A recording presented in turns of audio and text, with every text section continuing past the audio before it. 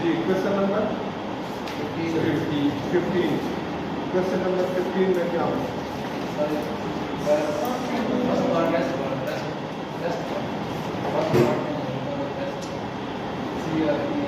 अच्छा cress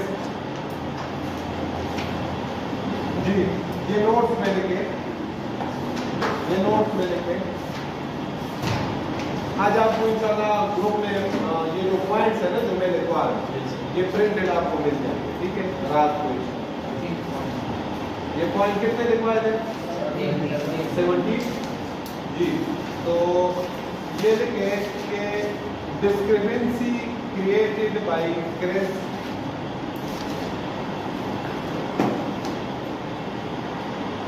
no input text, no sales tax cannot be claimed. बस simple लिखते हैं, sales tax cannot be claimed on invoices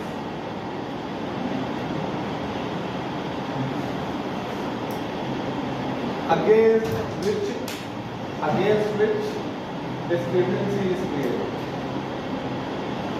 ये software का नाम है, इंटरेस्टिंग कंप्यूटराइज सॉफ्टवेयर का नाम है, ठीक है? ये डिपार्टमेंट की तरफ से बिजनेस पर्सन के सिस्टम पे क्या करते हैं इंस्टॉल किया जाता है, ठीक है? तो वो ऑटोमेटिकली जहाँ पे कोई गलती हो ना, लाजमी नहीं है, इसमें कभी कभी जो है डिपार्टमेंट इजाजत देता है कि ठीक है इसने डिस्क्रिपेंसी क्रिएट की है, लेकिन वो जब आप ठीक हो, कंप्यूटर तो गलत हो सकता है ना, लेकिन नॉर्मली अगर कुछ ना बताया हो, ठीक है, न्यूमेरिकल पॉइंट आपको उसे प्रैक्टिकली अक्सर डिपार्टमेंट का सॉफ्टवेयर जो है वो उस इनवॉइस को एक्नॉलेज नहीं करता, लेकिन फिर भी डिपार्टमेंट इजाजत दे देता है कि हाँ यार हमारे सिस्टम में मसला है, आपकी ट्रांजेक्शन ठीक है, समझ में आएगा? तो याद नीचे जाके ना जो महान के पास लैपटॉप होगा छोटे वाला, और उसको कहीं गाड़ी में सबकी गाड़ी में कैसी बुक पड़ी है वो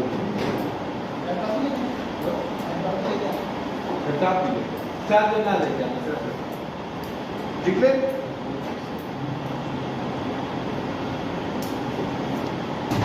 समझ में आ रही बात?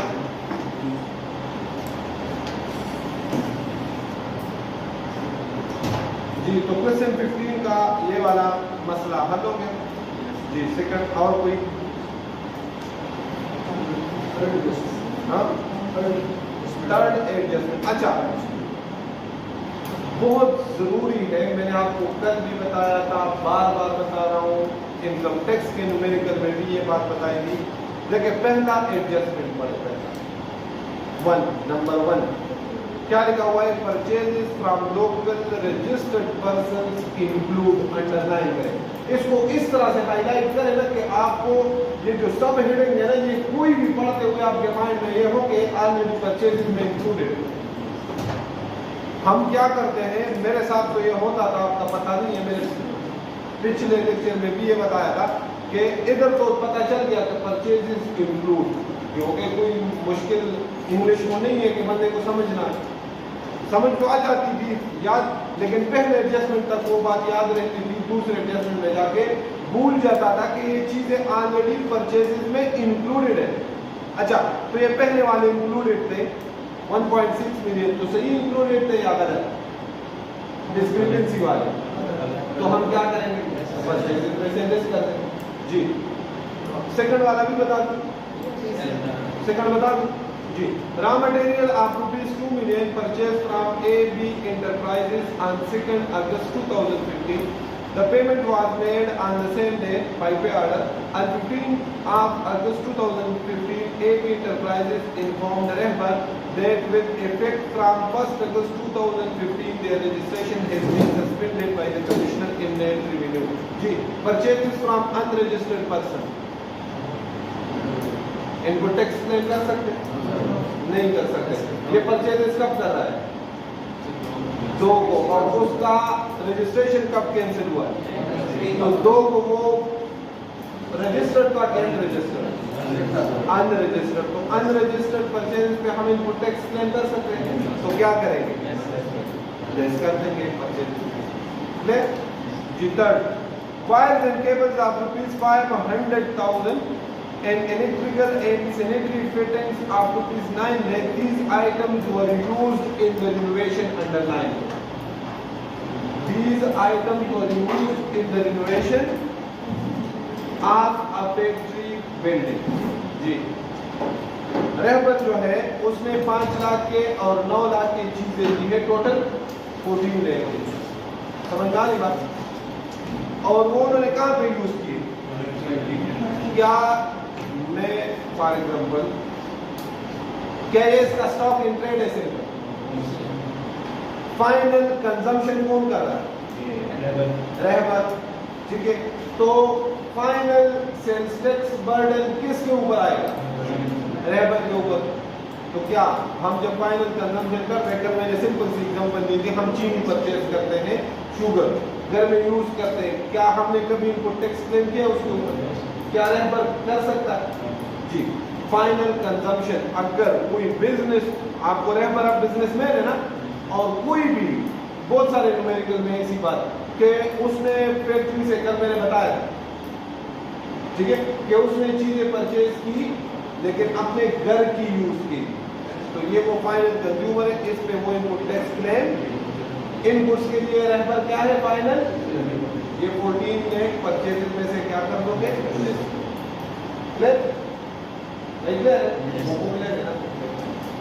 जी, अगला An electrical cash register was purchased from High Tech Limited at ₹250,000. ये समझिए, मैंने कहा था प्लांट एंड मशीनरी, ठीक है, vehicle does not fall under the definition of fixed asset for sales tax purpose. उधर लिख लें कि plant and machinery directly use in supply of goods, जो डायरेक्टली यूज हो रहा है, तो ये बता लिखा हुआ है, ये बात लिखी हुई थी। अच्छा, अब आप मुझे बताएं कि ये जो कैश रजिस्टर है इलेक्ट्रॉनिक, ये सप्लाई में डायरेक्टली यूज होता है क्या? भाई आप जब दुकान पे जाते हो, कोई चीज परचेस करते हो, वो कैश रजिस्टर पे आपका रिसीप्ट जनरेट होता है क्या नहीं? सप्लाई में यूज होता है क्या नहीं? ये फिक्स्ड एसेट की डेफिनेशन में समझ में आ रही बात? ये किस में आता है? Fixed asset. ये फिक्स्ड एसेट है, इस पे कॉमन इनपुट टैक्स अलग से कैलकुलेट करना और उसकी अपोर्शनमेंट अलग करनी है और फर्दर टैक्स से फिर नीचे इसको लेस करना है, एडजस्ट कर। समझ में आ रही बात? जी, point number 3, on 28 August Rahbar paid sales tax of ₹170,000 on electricity bill. ये लिख ले, पॉइंट्स में लिख ले, पॉइंट यहाँ पे नोट बनाए। जी, आपने, मैं आपको एक और चीज बता दूं, आपको इनकम स्टेटमेंट याद है?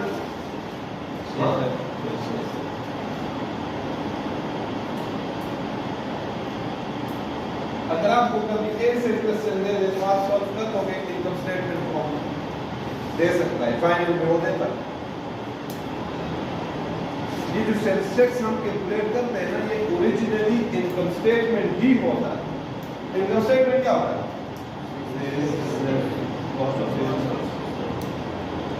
मतलब कॉस्ट ऑफ सेल्स क्या है? एक्सपेंसिव है ना, तो इसको मैं ग्रॉस प्रॉफिट और दिस अदर एक्सपेंसेस ऐसे होता है ना। हाँ, अदर एक्सपेंसेस में क्या होता है? इलेक्ट्रिसिटी होती है, यूटिलिटी वगैरह, रेंट हो सकता है, सैलरीज हो सकते हैं। समझ में आएगा? अब यहाँ देखिए, ये तो आप income statement profit and loss account बना रहे थे, नेट प्रॉफिट कैलकुलेट करते थे ना, यहाँ से आप सेल्स टैक्स न्यूमेरिकल भी फाइल कर सकते हैं। कैसे? सेल्स पे क्या होता है और परचेजेस पे क्या होता है, एक्सपेंसेस पे क्या होता है। ये परचेज भी ओरिजिनली आपका एक्सपेंस है ना। परचेजेस अगर अकाउंटिंग आपने पढ़ा हो, ठीक है, तो परचेजेस की नेचर क्या है? एक्सपेंस। हम जब भी करते हैं तो परचेजेस को हम डेबिट करते हैं, कैश को हम, और जब हम एक्सपेंस पे करते हैं तो एक्सपेंस को डेबिट करते हैं और कैश को इनपुट टैक्स दोनों पे होना चाहिए। समझ में आ रही बात? तो परचेजेस में एक्सपेंसेस भी आते हैं, लेकिन वो एक्सपेंसेस जो डायरेक्टली यूज हो रहे हो सप्लाई में, सप्लाई ऑफ गुड्स में, और जिस पे सेल्स टैक्स हो। अब मैं रेंट दे रहा हूँ, रेंट पे सेल्स टैक्स होता नहीं हो, लेकिन बिजली का बिल देता हूँ और बिजली के बिल पे सेपरेटली आप घर जाके आज देख लो, उस पे सेल्स टैक्स लिखा हुआ एट द रेट 17। तो मैं जब घर के बिजली का बिल जमा करता हूँ तो वो इनपुट टैक्स मुझे वापस नहीं मिलता, लेकिन जब मैं बिजनेस में सप्लाई के लिए बिजली यूज करता हूँ तो वो इनपुट टैक्स मुझे वापस मिलेगा, मुझे एडजस्ट करना पड़ेगा। तो ये क्लेमेबल है इलेक्ट्रिसिटी बिल्स के ऊपर, जो कौन सी वाली? अच्छा, एक और मजे की बात कि इलेक्ट्रिसिटी बिल पे जो आप इनपुट टैक्स क्लेम करते हो ना, इसके लिए इनवॉइस की जरूरत नहीं है, क्योंकि ये खुद एक इनवॉइस है, ये बिल जो समझ में आ रही बात, ये खुद एक एविडेंस है, समझ में आ रही ना बात? ठीक हो गया। तो अच्छा, इधर ख्याल करना, ये इलेक्ट्रिसिटी बिल की एक्सपेंस बता रहा है कि टैक्स की अमाउंट बता रहा है? टैक्स की अमाउंट। तो आप जब परचेजेस सारे, और ये लिखा हुआ है कहीं पे कि परचेजेस में जरूर नहीं, ये पॉइंट वो वन खत्म हो गया, ये पॉइंट नंबर कौन सा है? 2 हाँ 3 पॉइंट नंबर 3, ठीक होगा। तो ये जब आप परचेज सारे नेट करके, ऐड करके, लेस करके, सब चीजें करके उस पे 17% कैलकुलेट करोगे, तो 17% पे जो अमाउंट आएगा उस पे ये 170,000 भी क्या कर दोगे?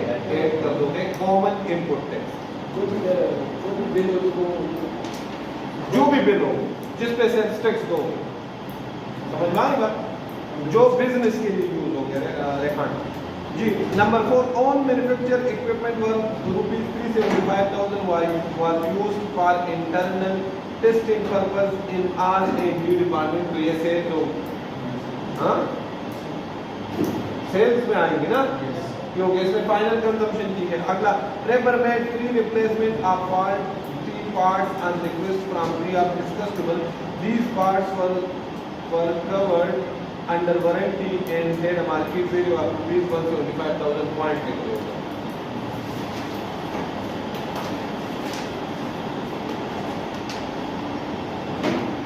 No tax treatment, no tax treatment of free replacement of goods। आपने कुछ भी नहीं करा, अगर शामिल होते no tax treatment of free replacement of goods. अब गौर कीजिए, ये समझाने वाली बातें नहीं, ये आप बड़े हो, आप खुद ये सोच सकते हैं। अगर ये सेल्स में शामिल होती तो हम इसको क्या करते? लेस करते, क्योंकि टैक्स ट्रीटमेंट, लेकिन सेल्स में शामिल नहीं है ना, इसलिए हम कुछ नहीं। अगर आपको ये बताता ना कि ये goods sales include this transaction, तो फिर हम ये लिस्ट करते, क्योंकि इसकी ट्रीटमेंट या आप लिख लें no sales tax on free replacement of goods, slash डाल के इस तरह भी लिख लें, no sales tax on free replacement of. Clear? हाँ, बीच वाला काम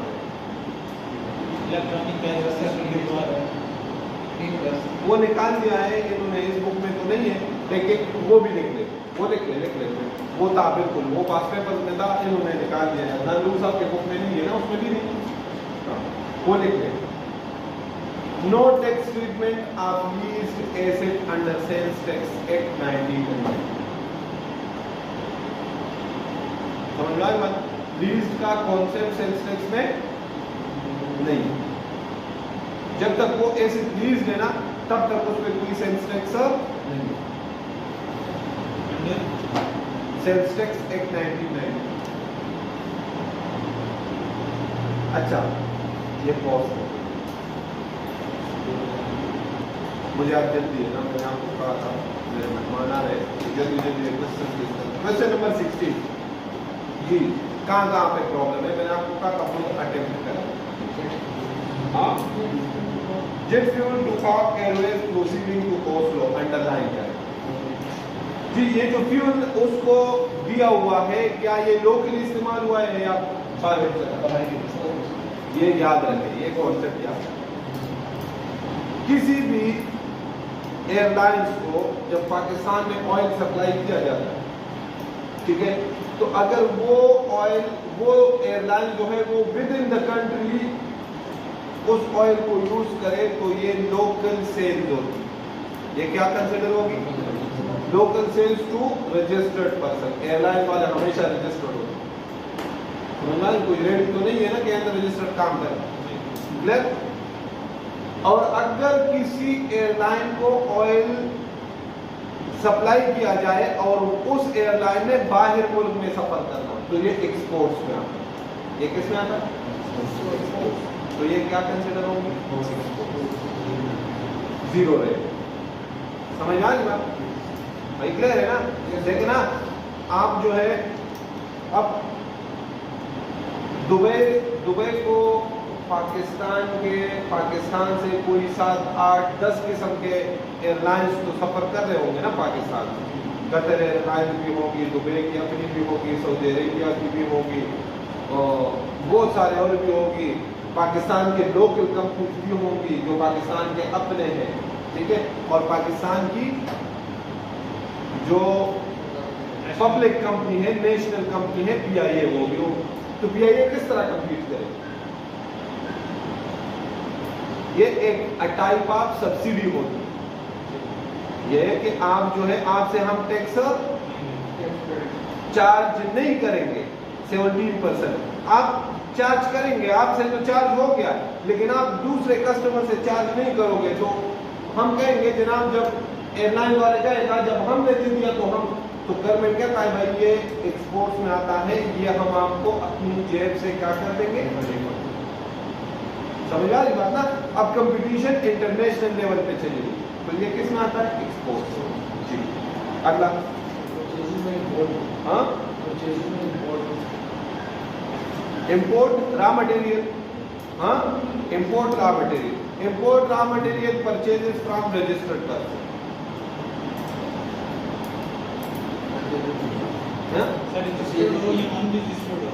रजिस्टर्ड नहीं, इंपोर्ट्स भाई अनरजिस्टर्ड नहीं हो सकती। इंपोर्ट्स और एक्सपोर्ट्स जो है ना, ये अनरजिस्टर्ड नहीं हो सकती, ये याद रखें। वो आपको बताए या ना बताए। इंपोर्ट्स वो जो बाहर से मैं कोई शहर से चीजें इंपोर्ट करो आप, तो पाकिस्तान में रजिस्टर्ड नहीं है ना, लेकिन वो क्या चीजें आपके घर डायरेक्ट आएंगी, वो कस्टम अथॉरिटी के पास आती है, वो रजिस्टर्ड हो जाने की। आपने उधर दोनों टैक्स देने हैं, कस्टम टैक्स भी देना है, सेल्स टैक्स भी देना है, तब जाके आपको अपने गुड्स देना। तो ये हमेशा क्या कंसिडर होती है? Purchases from registered person. ये याद रखें, उसने बताया हो, यानी ये assumption नहीं है, ये हमेशा imports purchases from registered person. जी हाँ। Second part, in a purchase 150 bags of cement covered under third schedule। ये पॉइंट लिखो, पॉइंट। अच्छा, ये तो परचेज है ना? हाँ,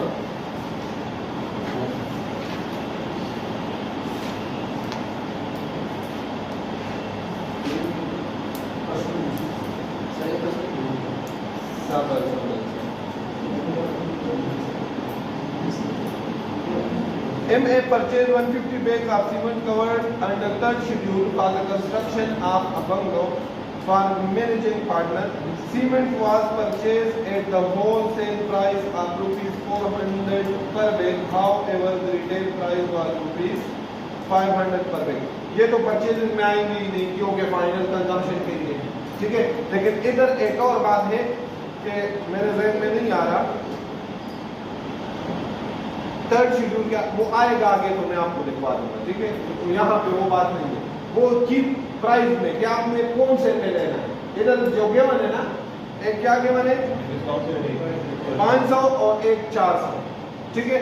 तो थर्ड शेड्यूल के आइटम जो है, जो टैक्सेबल एट द रेट 17% है, ठीक है। इसमें दो किस्म के गुड्स होते हैं, एक होते हैं लोकली मैन्युफैक्चर, तो उसके लिए हम रिटेल प्राइस पे सेल्स टैक्स चार्ज करते हैं।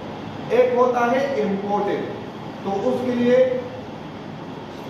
अब मुझे कंफर्म नहीं है किसके लिए रिटेल है और किसके लिए सेल प्राइस है, लेकिन आगे आएगा तो मुझे कंफर्म हो जाएगा, ठीक है। इधर तो कोई ट्रीटमेंट नहीं है, इसमें सिर्फ इतना सा है, वो आपने याद रखना है कि इम्पोर्टेंट हो तो सेल प्राइस या रिटेल प्राइस जो भी होगा मैं आपको लिखवा दूंगा, उस पे सेल्स टैक्स चार्ज करोगे। अगर लोकली मैन्युफैक्चर्ड हो तो दोनों में से जो होगा उस पे सेल्स टैक्स चार्ज करोगे, ठीक है।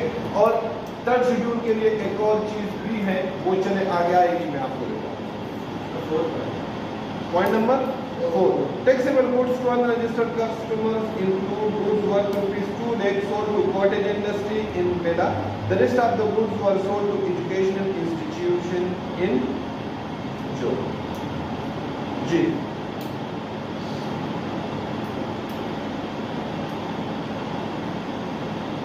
कॉटेज इंडस्ट्री का बताया था, फिर सुने एक बार कि कॉटेज इंडस्ट्री दो किस्म के इंडस्ट्रीज है पाकिस्तान में, एक होता है कॉटेज इंडस्ट्री और एक होता है अदर देन कॉटेज इंडस्ट्री।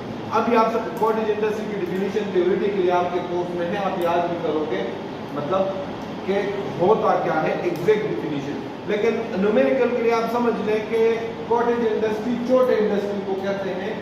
जैसे तंदूर वाला हो गया, किसी बंदे ने घर में अपना चिप्स का मैन्युफैक्चरिंग प्लांट लगाया हुआ है, ठीक है, चिप्स बना रहा है, देखा हुआ है ना महल्लों में, ये जो रेडी में आलू के चिप्स बनाता है, ये भी कॉटेज इंडस्ट्री में आता है। तो इनके लिए लॉ ने एग्जेम्पशन दी है कि आप लोगों को सेल्स टैक्स डिपार्टमेंट के साथ खुद को रजिस्टर कराना कंपलसरी नहीं। अब देखें ना, दो किस्म के मैन्युफैक्चरर है, दोनों सेम काम करते हैं। बेकिंग का काम तहजीब भी करता है और बेकिंग का काम ये जो बर्गर वाला है ये भी करता है। समझ में आ रही बात? दोनों सेम काम है ना, लेकिन तहजीब के लिए खुद को सेल्स टैक्स डिपार्टमेंट के साथ रजिस्टर कराना कंपलसरी है, मस्ट है। अगर नहीं करेगी तो ये लॉ की वायलेशन करेगी। वजह क्योंकि वो बड़ी इंडस्ट्री और ये बर्गर वाला ये कॉटेज इंडस्ट्री, ठीक है। अब कॉटेज इंडस्ट्री को जब आप सेल्स करते हो तो ये तो रजिस्टर्ड नहीं है ना, अनरजिस्टर्ड है, तो इसको आप क्या लोगे, रजिस्टर्ड लोगे या अनरजिस्टर्ड? तो दोनों ले सकते हो, दोनों ठीक है। एजम्पशन नंबर फर्स्ट क्या है कि मैं कॉटेज इंडस्ट्री को सेल्स करता हूं तो है तो वो अनरजिस्टर्ड, लेकिन मैं कहता हूं इसमें मैं 3% चार्ज नहीं करूंगा। क्या नहीं करूंगा? 3% चार्ज नहीं करूंगा। सुनिएगा वजह, मैं कहता हूं यार इनको ये एग्जेम्पशन तो लॉ ने दी है, लॉ ने इनको इजाजत दी है कि आप खुद को रजिस्टर ना करें, लॉ की मर्जी के साथ है ना, तो इस पे फर्दर 3% टैक्स चार्ज और दूसरे एग्जेम्पशन ये फर्दर 3% टैक्स चार्ज करे। तो अन्ना लोग सब क्या कर रहे हैं, 3% चार्ज नहीं कर रहे हैं ना फर्दर कॉटेज इंडस्ट्री के ऊपर। देख ले यार, जो सर ने किया हुआ है आपने वो वाली एग्जाम्पशन फॉलो करनी है, सर ध्यान दो, समझ में आ रही? ठीक हो गया। और एजुकेशनल इंस्टीट्यूशन, एजुकेशनल इंस्टीट्यूशन जो है वो फाइनल कंज्यूमर, इनपुट्स का क्या है, फाइनल कंज्यूमर। फाइनल कंज्यूमर पे भी 3% फर्दर टैक्स, समझ में आ रही बात? भाई क्लियर हो गया? नहीं, ये तो कहते हैं ना taxable goods to unregistered customer, unregistered customers को है 1,50,000, नहीं सॉरी 3,75,000, कह रहे 3,75,000 में include in goods worth ₹2 lakh sold to cottage industry, तो 3,75,000 में 2 लाख वो हो गए। और एजुकेशनल इंस्टीट्यूशन को कितने, द रेस्ट ऑफ गुड 1,75,000, तो 1,75,000 मतलब इस पे 3% फर्दर टैक्स लगेगा ही नहीं, 3,75,000। मैंने रीजन बता दी ना कि कॉटेज इंडस्ट्री है, उस पे भी 3% टैक्स ले या ना ले दोनों ठीक है, लेकिन ना ले मेरे ख्याल में नानूक साहब नहीं दे रहे, नहीं दिया, तो अब ये वाली एग्जम्पशन। और एजुकेशनल इंस्टीट्यूशन तो फाइनल कंज्यूमर है ना, ये पॉइंट करने को आया, हाँ ये पॉइंट भी लिखे, बस हमारी एग्जम्पशन ये हो गई कि sales to cottage industry shall not be subject to further 3% tax, ठीक है क्लियर? और ये बात लिखवाई थी ना कि फाइनल कंज्यूमर को जो सप्लाई की जाती है उस पर भी फर्दर 3% टैक्स नहीं होता, ये भी बताया था ना भाई, लिखवाया था ना जी। इसमें और कोई पॉइंट?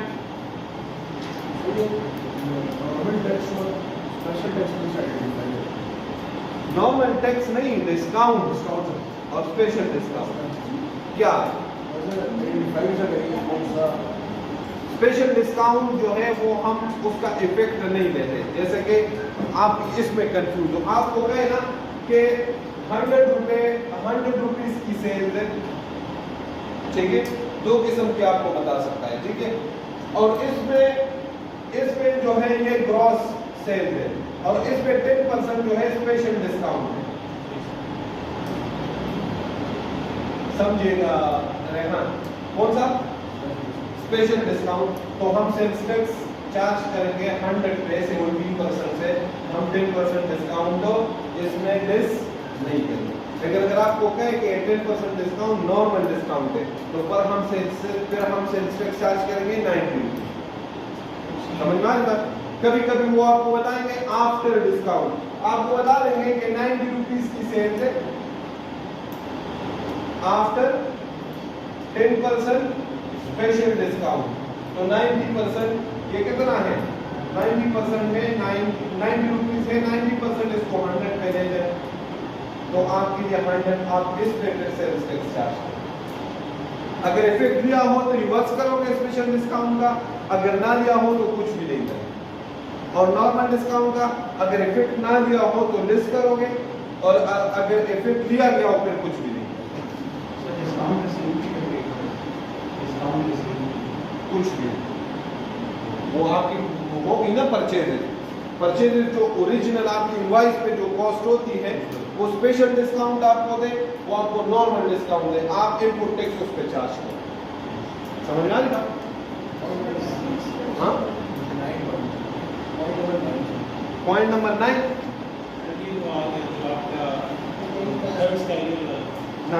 ये आ गया है। अब देखें, on 1st February 2016, MA sold 4,000 packs of a new caramel ice cream covered under third schedule at a discounted price of ₹100 per liter. The retail price of the ice cream was ₹160 per liter. आप देखें कौन से पे charge किया है sales tax? हाँ, 160 पे 160 पे किया है ना जी। अब लेके पॉइंट लेके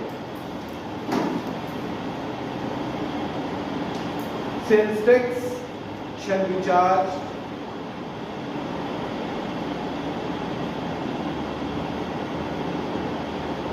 on retail price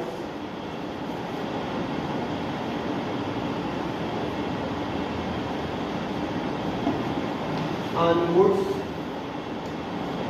fall under third schedule, on goods fall under third schedule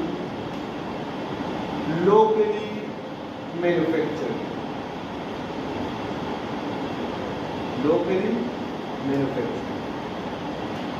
ठीक हो गया भाई? क्लियर? अगला पॉइंट देखें, sales tax shall be charge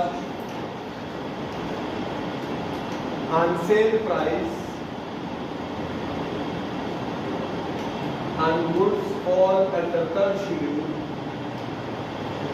ये नॉर्मल रूटीन के गुड्स नहीं है, सिगरेट, आइसक्रीम, पत्ती, शैम्पू, साबुन, नॉर्मल रूटीन, ये सारे थर्ड शेड्यूल में आते हैं। आपको उसके जो एक बात देख लोगे ना, आपको चीजें ठीक हो गया? Fall under third schedule, sales tax shall be charge on goods fall under third schedule in case of, ये बता दिया है कि sales tax shall be charge on sale price on goods fall under third schedule in case of imported goods, in case of imported goods. कभी जाके ना आप किसी भी स्टोर से इंपोर्टेड गुड्स उतारे, जैसे सिंसुडाइन, ये पाकिस्तानी मैन्युफैक्चर नहीं, टूथपेस्ट, आप देखें इस पे आपको रिटेल प्राइस नजर नहीं है, इस पे रिटेल प्राइस नहीं, तो इस फिर हम किस पे चार्ज करते हैं? और कोई इस क्वेश्चन में हाँ, पॉइंट नंबर 7। ये जो इसमें पॉइंट नंबर 9 में डिस्काउंट दिया है, अभी डिस्काउंट आपने किया है 60 रुपीज़ का डिस्काउंट दिया है किस पॉइंट नंबर 9 में। भैया ये मैंने क्या लिखवाया ऊपर? सर किस चीज का डिस्काउंट दिया है? डिस्काउंट नहीं है, सेल प्राइस और रिटेल प्राइस ये छोड़ है। आप मैंने आपको दिखवा दिया, समझ आ गई है, बस छोड़, ये डिस्काउंट वाला कॉन्सेप्ट नहीं। 7. MA distributed free samples of one of its new detergent Zeta among corporate clients. ये free samples distribution sales में आती है। ये 65,000 क्या होगी? सेल्स होगी, ये सेल्स में ऐड होगी, ठीक है जी। और कोई ऐड होगी? हाँ, 65,000 point number 10। Sales tax credit brought forward from January 2016 amounted to ₹245,000. This amount was inclusive of input tax of ₹120,000 paid on a chemical which could not be used before the expiry date and was consequently destroyed. Point taken.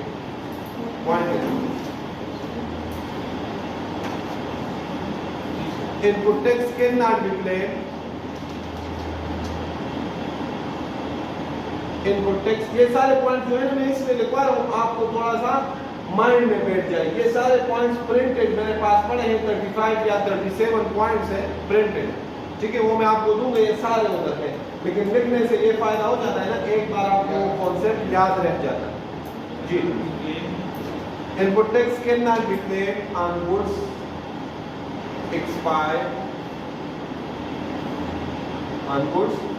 expired and subsequently destroyed by the sales tax department.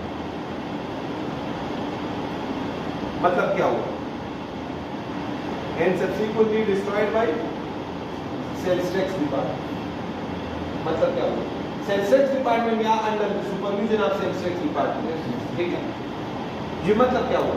अगर Abdurrahman ने purchase इसकी और वो goods मेरे पास expire हो गए, ठीक है, तो उन पे मैं इनपुट टैक्स क्लेम नहीं कर सकता, वो मेरा इनपुट टैक्स आया हो भाई, क्यों एक्सपायर हो गए, मेरी गलती हो गई, सब्सिक्वेंटली डिस्ट्रॉय भी किए गए। और अगर डिस्ट्रॉय नहीं किए गए मतलब एक्सपायर हो गए, लेकिन उसको मैंने आगे रिसेल कर खाने पीने की चीजें नहीं की, कोई और आइटम्स थे, डेट एक्सपायरी हो गई, मतलब किसी को नुकसान नहीं था पब्लिक को उसका यूज करने, ठीक है, तो फिर जो मैं सेल करूंगा तो उसमें मैं आउटपुट टैक्स लूंगा और जो परचेज की है उस पे फिर करूंगा। लेकिन अगर डिस्ट्रॉय हो जाए तो सेल्स तो मैं नहीं कर सकता ना भाई, अब तो वो डिस्ट्रॉय हो गए ना।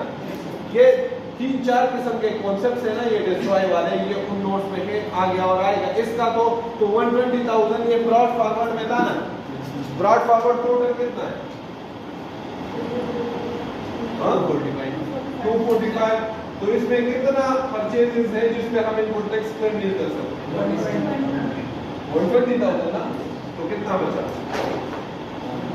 125,000 हमारे लिए प्रॉफिट, ठीक हो गया। ये पिछले वाले एक्चुअल इनपुट टैक्स में क्या कर देंगे? Adjust clear.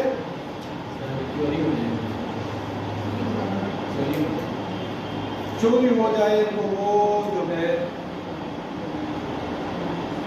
आई थिंक अभी कंफर्म नहीं है, लेकिन वो सेल्स में आते हैं, ठीक है, वो उधर पॉइंट्स लिखे हुए। ये जो आप पॉइंट्स पूछ रहे हो ना, ये वाला तो है प्रोविजन, ये चोरी वाला और ये सारी चीजें हैं, लेकिन झूठ क्यों बोल रही हूँ, मुझे याद नहीं है, ठीक है, वो पॉइंट्स पढ़ूंगा उसमें सारी चीजें, ठीक है, और आएगा कहीं पे तो इंशाल्लाह जी। हम तो भाई अब जमाना हो गया है ना, अब तो घर से पढ़ के नहीं आते, जो चीजें यहाँ सामने आ जाती है यहाँ पढ़ लेते। पहले तैयारी करके आते थे तो तब अच्छे टीचर, जब नए नए टीचर बने थे ना, वो रात को 3 घंटे खुद पढ़ते थे, फिर आगे 1 घंटा बच्चों को पढ़ाते जी। अब आगे इसमें कोई और पॉइंट है? नहीं, हाँ, एग्जाम तो no input tax, no sales tax, no input. Purchase history बी नहीं है, एग्जाम पहले इनपुट टैक्स होता है ना आउटपुट, कुछ भी नहीं। अच्छा, एग्जाम परचेजेस की है और वो जब सेल्स की तो टैक्सेबल की, 17% कन्वर्ट किया तो डी के आउटपुट होगा, इनपुट नहीं होगा। समझ में आ रहा? अक्सर ऐसे भी हो जाता है, टैक्सेबल हम परचेजेस कर देते हैं और एग्जाम सप्लाईज कर देते हैं, तो इनपुट टैक्स हम प्लान कर सकते हैं और आउटपुट पे नहीं देते। समझ में आ रहा जी? क्वेश्चन नंबर 17 का adjustment number 6। Person registered as exporter, अगर उसको सेल करेंगे जो रजिस्टर्ड एज एक्सपोर्टर, अगर ना भी लिखा हो पर्सन रजिस्टर्ड एज एक्सपोर्टर, लेकिन सिर्फ ये लिखा हो कि सेल्स टू एक्सपोर्टर, तो ये रजिस्टर्ड पर्सन होता है। एक्सपोर्ट्स आप लाइसेंस के बगैर कर ही नहीं सकते। एक्सपोर्ट्स के लिए डिपार्टमेंट से लाइसेंस इशू करना कंपल्सरी। सर हमने ये सेल्स किए किसी एक्सपोर्टर को, तो अगर वो हम करते तो वो होती जीरो रेटेड नहीं हो। भाई, आप एक्सपोर्टर हो पाकिस्तान में, इसमें है ना, इसमें है ये पॉइंट सर, यही है थर्ड से सप्लाईज वाला समाज एसोसिएट वाला, ये समाज एसोसिएट, ये पॉइंट इसमें है, ये मैं समझाता हूँ। सप्लाईज में जी सर, हाँ, ये समझिएगा, supplies to person registered as exporter, ये सुनिएगा। एक्सपोर्टर भाई पाकिस्तान में होता है, ये लोकल सेल्स होती है। वो जब एक्सपोर्टर पर आकर बाहर भेजेगा तो उसके लिए वो जीरो रेटेड सप्लाई होगी। समझ में आ रही है बात? उमर जो है ये एज एक्सपोर्टर रजिस्टर्ड है, ये गुड्स एक्सपोर्ट करता है, मैं इसको सेल्स करूं, ये पिंडी में बैठा है, मैं भी पिंडी में बैठा हूं, तो एक्सपोर्ट होंगी मेरे लिए कि लोकल, मेरे लिए लोकल है। जब उमर इसको बाहर भेजेगा तो उमर के लिए ये जीरो रेटेड होगी। समझ में आ रही ना बात? तो ये वो आपको कंफ्यूज करा, ये लोकल सेल्स करा जी। Point number 6 on 25th August 2016, Samaj Associate issued discount coupons worth ₹450,000 to its customers for participating in Grand Annual Sales Exhibition to be held in December 2016. Sir अब ये नॉर्मल है या special है, ये कैसे पता चलेगा? अभी तो ये अलाउड नहीं है, अलाउ नहीं किया ना, ये अलाउड नहीं है। सुने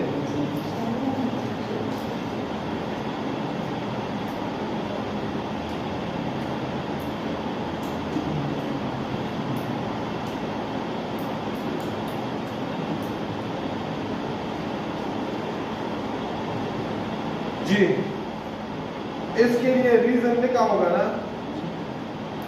सुने, ये नॉर्मल डिस्काउंट में आता है, समझिएगा। लेकिन नॉर्मल डिस्काउंट के साथ दूसरी बात क्या लिखवाई? दिसंबर 20, मैंने क्या लिखवाई? मस्ट बी शोन ऑन, क्या ये सेल्स इनवॉइस पे ये चीज शो हुई हो कि हम आपको एनुअल डिनर कराएंगे?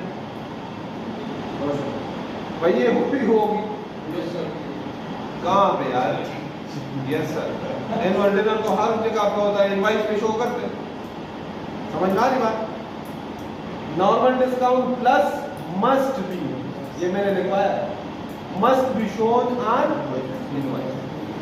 तो ये हर जगह इनवॉइस पे शो होते हैं। जब आप मुझे सेल्स कर रहे हो, उमर 1 लाख रुपए के सेल्स किया, आपने कहा भाई 10,000 रुपए आपके एनुअल डिनर पे खर्च आएगा, आप इनवॉइस पे शो करो। भाई सेल्स एक्सिबिशन का मतलब यही है ना, डिनर है। सेल्स एक्सिबिशन पे क्या होता है? यकीन करेंगे कुछ भी नहीं होता, लोग चाय पीने, बिस्किट खाने और खाना खाने जाते हैं, सेल्स एक्सिबिशन में आगे बस ये बस वैसे जो है ना, एक इवेंट टाइप होता है, एडवर्टाइज। सर ये जो इसमें एक एंट्री की, इसको समझा दें कि इसने किस लिए किया, इशू डिस्काउंट कूपन किस तरह? क्या सर ये कह रहा है ऐसे issue discount coupon worth 450,000 to its customers for participating, कि उसने जो मैं आपको ये जो कर रहा है, ये जो कह रहा है, मैं उसका तर्जुमा आपको नहीं बता रहा, मैं जनरली आपसे पूछ रहा हूँ कि कभी आप सेल्स करो, ठीक है, तो एक इवेंट होगा, उस पे जो है आपको शो किया जाएगा, नहीं कर, ठीक है। ये है नॉर्मल डिस्काउंट, मैंने पहली बात ये की है, लेकिन ये अलाउ इसलिए नहीं है कि ये इनवॉइसेस पे शो नहीं। Normal discount plus must be shown on left. ये अगर आता उसमें तो इसमें की हाँ, क्या अगर statement होनी चाहिए? बिल्कुल अगर होता तो इसका इफेक्ट हम लेते हैं, सेल में से हम ये ले सकते हैं। सर जब लेस करना होता तो ये स्टेटमेंट क्या होता? ये स्टेटमेंट वो क्वेश्चन में किस तरह आता अगर हमने इसको लेस करना होता? तो कहता ना कि इनवाइस पे शो था, ठीक है, राइट। अगला सर ये 4.5 electric kettle worth 75,000 in office use in the office final consumption है, no input tax। Point number 4, 5 electric kettle वाला no input tax on goods used for final consumption। Sir ये other information में है part 2 ये हो गया था sir 85,000 जी, ये हो गया।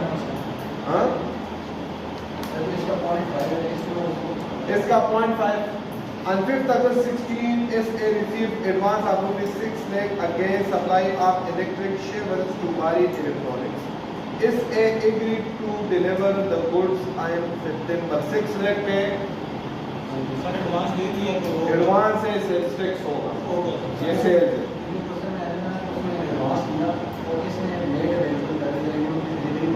हाँ, तो फिर भी ठीक है, हाँ, फिर भी एडवांस में हम सेल्स टैक्स लेंगे। पॉइंट नंबर 7 किधर, 7 सर ये लास्ट वाला पॉइंट नंबर 3 7 नहीं है। लास्ट का इन जुलाई 2016 ऐसे claim input tax of 80,000 other information का पॉइंट नंबर 2 7 में क्या लिखा? मेरे बुक में नहीं। अच्छा, जो चीजें बुक में नहीं है ना वो कोर्स से एक्सक्लूड हो चुकी है आपकी। जो पॉइंट निकल गया है ना, ये लीज वाला है, आपके कोर्स में नहीं है।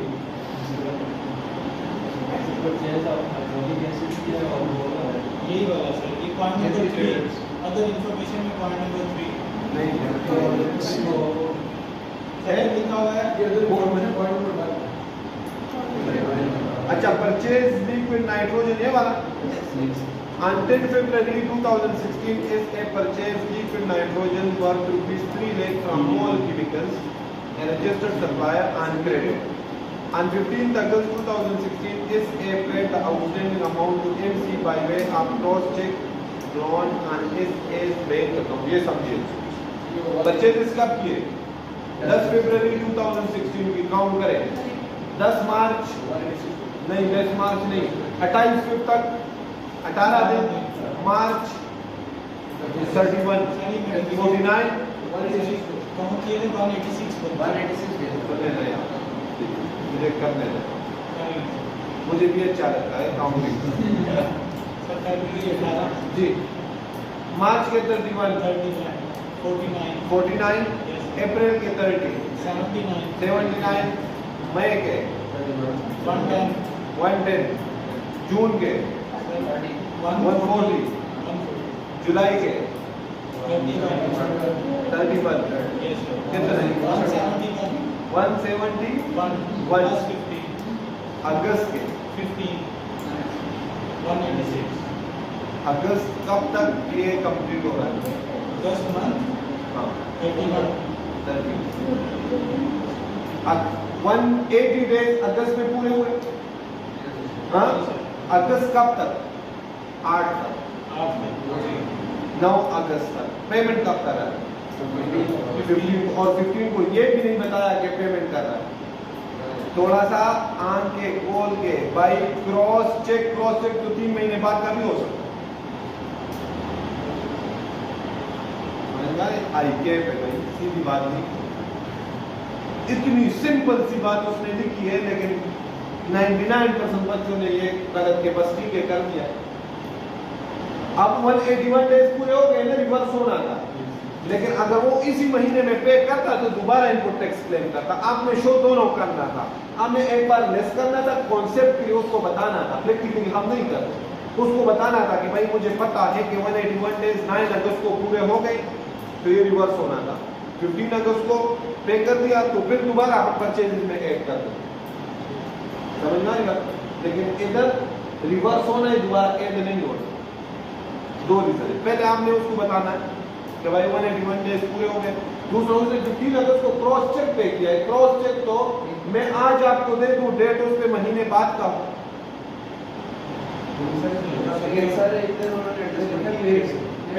पेड का मतलब ये क्रॉस चेक, चेक मैंने दे दिया ना, cheque is equal to payment.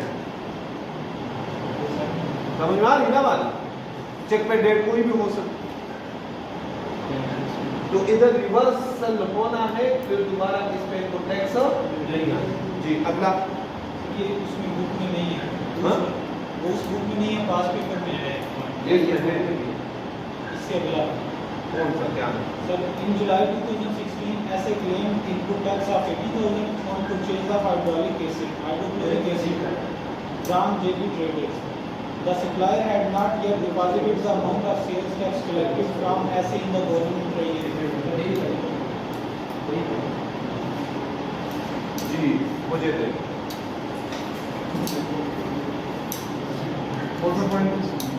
जी। इन जुलाई 2016 ये समझिएगा, गौर से सुनिए, आप जिनके पास नहीं है वो सुनिए। In July 2016, SA claimed input tax of rupees 80,000 on purchases of hydrochloric acid from JB Traders. The supplier has not yet deposited the amount. ये समझिए, अगर मैं परचेजेस करता हूँ ना, भाई का नाम क्या है? तलहा, ठीक है। मैं परचेजेस करता हूँ तो मुझे इनपुट टैक्स में क्लेम करूँगा ना। लोग कहता है जनाब अब्दुर्रहमान, हम आपको इनपुट टैक्स तब क्लेम करेंगे जब आपका टैक्स हमारे पास पहुँचेगा ना। मैंने टैक्स किसको दिया? हमारा पानी के लिए, हाँ, उनके लिए सारा पानी, अभी सारा पानी रख दे, ठीक है, ये लेस लेवल और शेक कहते हैं जितने जी, ठीक है। अब लोग कहता है कि मैंने तलहा से परचेज इसकी और तलहा निकला चोर। जो मैंने इनपुट टैक्स दिया है वो तलहा ने डिपार्टमेंट को नहीं दिया। इस डिपार्टमेंट मुझे कहता है अब्दुर्रहमान आपको मैं नहीं दूंगा वापस, मैं क्लेम नहीं करने दूंगा। डिपार्टमेंट रीजन भी है ना, डिपार्टमेंट कहता है बिजनेस आप कर रहे थे कि मैं कर रहा था। मैंने कहा मैं कर रहा था। कहते हैं चोर के साथ बिजनेस नहीं करना। मेरे पास आपका टैक्स, मैं तलहा को इनपुट टैक्स परचेज पे दूंगा, तलहा डिपार्टमेंट को देगा, डिपार्टमेंट के पास जाएगा टैक्स, तो मेरे पास डिपार्टमेंट का आउटपुट आएगा।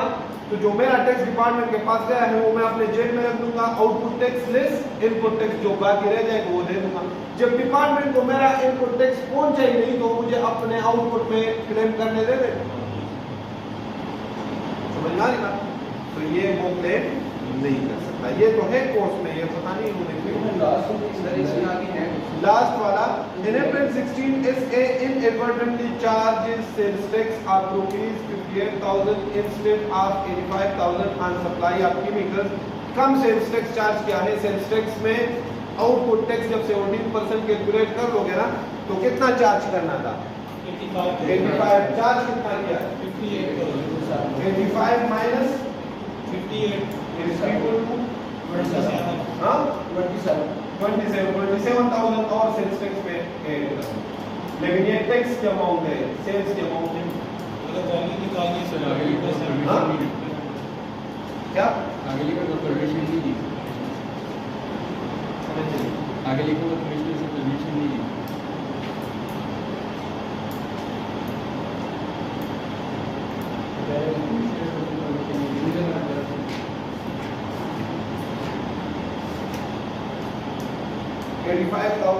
on supply of chemicals to one of its registered so far, SA has not obtained permission from the commissioner in name the given permission of the इन्होंने ये इफेक्ट नहीं किया किया है, इसमें किया, हाँ? इसमें किया उसने पास पेपर में। इसमें आगे क्या लिखा है? 85,000 माइनस 58,000 डिवाइडेड बाय 17 मल्टीप्लाई 100, मतलब उन्होंने वैल्यू वो तो निकाली। ठीक हो गया ना, वैल्यू निकालिए। जी। इसमें आगे क्या लिखा है? इस पॉइंट में पूरा पॉइंट क्या है? यही है, कंडीशन। इससे आगे so far SA has not has not obtained permission from the commissioner. मेरे ख्याल में इसके लिए कमिश्नर की जरूरत की परमिशन नहीं आएगी, इसका होगा। ये कितने क्वेश्चन हो गए? 3 हो गए। 3। अब कितने रह गए? लास्ट पॉइंट इसका last point in July unregistered input tax of in July 2016 unadjusted input tax in excess of 90% of brought forward tax है, brought forward इसको 10,000 हाँ 10,000 brought forward, उसने brought forward की जगह थोड़ा सा स्टेटमेंट चेंज कर दिया घुमा के डिक्लेयर है। अब जो है ना ये क्वेश्चन आप खत्म कर लें, ठीक है? कल इंशाल्लाह मिलते हैं, कल हम थ्योरी स्टार्ट करेंगे, ठीक है? क्वेश्चन खत्म कर लें। क्वेश्चन 18 सर अगले क्वेश्चन में थे 19 20, ठीक है?